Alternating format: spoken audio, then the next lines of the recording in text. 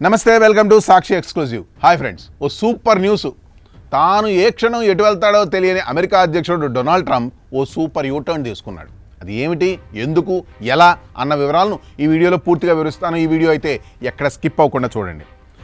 Make America great again అనే నినాదంతో అమెరికాకు వచ్చే వలసదారులను ముప్పు తిప్పలు పెడుతున్న ట్రంప్ తన కొత్త ఇమిగ్రేషన్ పాలసీలతో ఎప్పుడు వివాదాలతోనే ఉన్నాడు.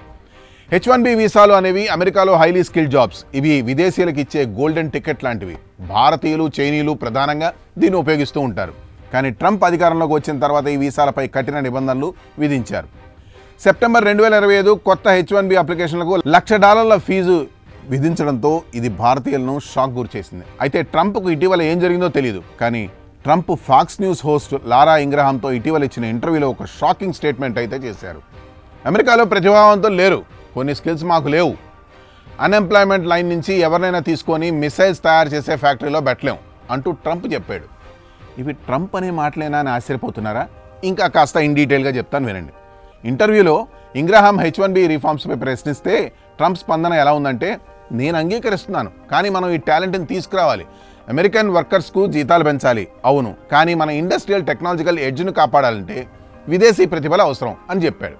ఈ స్టేట్మెంట్ ప్రకారం ట్రంప్ ఓ పక్క అమెరికన్స్కు ప్రయోజనం చేకూరుస్తూనే మరో పక్క రియాలిటీని కూడా ఒప్పుకున్నారు. అయితే ఈ లోపల ఇంటర్వ్యూ చేస్తున్న ఇంగ్రహాం కౌంటర్ చేస్తూ, అమెరికాలో ప్రతిభావంతులు ఎక్కువగానే ఉన్నారు కదా అని అన్నారు. అప్పుడు ట్రంప్ ఫుల్ ఫైర్తో, లేరు, కొన్ని స్కిల్స్ నేర్చుకోవాలి, 5 ఏళ్ళు ఉద్యోగం లేకుండా ఉన్నవారిని తీసుకొని $10 బిలియన్ ప్లాంట్లో పెట్టలేం, అది వర్క్ అవ్వదు అని. అలాగే ఇక్కడ ట్రంప్ ఒక రియల్ లైఫ్ ఎగ్జాంపుల్ కూడా ఇచ్చాడు. అదేంటో ఇప్పుడు చూద్దాం.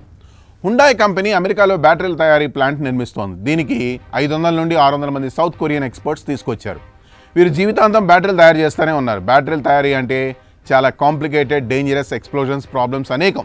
వీరు కేవలం తయారు చేయడమే కాదు, అమెరికన్ వర్కర్స్కు ట్రైనింగ్ కూడా ఇస్తున్నారు. కానీ ICE, American Immigration and Customs Enforcement raid చేసి వందలాది మంది కొరియర్ వర్కర్స్ను అరెస్ట్ చేసి డిపోర్ట్ చేశారు. ఫలితం ప్లాంట్ కన్స్ట్రక్షన్ స్టాప్ అయింది. దీని గురించి ట్రంప్ చెబుతూ, ఇది మనకు పాఠం, కాంప్లెక్స్ మ్యానుఫ్యాక్చరింగ్, డిఫెన్స్ రోల్స్లో అమెరికాలో స్కిల్డ్ పీపుల్ లేరు, మనం వీరిని తీసుకురావాలి. ఇది ట్రంప్ రియలిస్టిక్ వ్యూ. రాజకీయాలకు మించి ఎకానమీ రియాలిటీ ఇప్పుడిప్పుడే చూస్తున్నాడు ట్రంప్. ఫ్రెండ్స్, ట్రంప్ మెరుగుపడుతున్నాడా లేదా ఎలక్షన్ స్ట్రాటజీనా అనేది మనం బాగా ఆలోచించాలి. ఎందుకంటే అమెరికా మెయింటైన్ చేయాలంటే ఫారిన్ టాలెంట్ ఇంపోర్ట్ చేయాలి, కానీ అమెరికన్స్కు హై వేజెస్ ఇవ్వాలి అని ట్రంప్ అనడం ప్రపంచ దేశాల ఉలిక్కిపడేలా చేశాయి.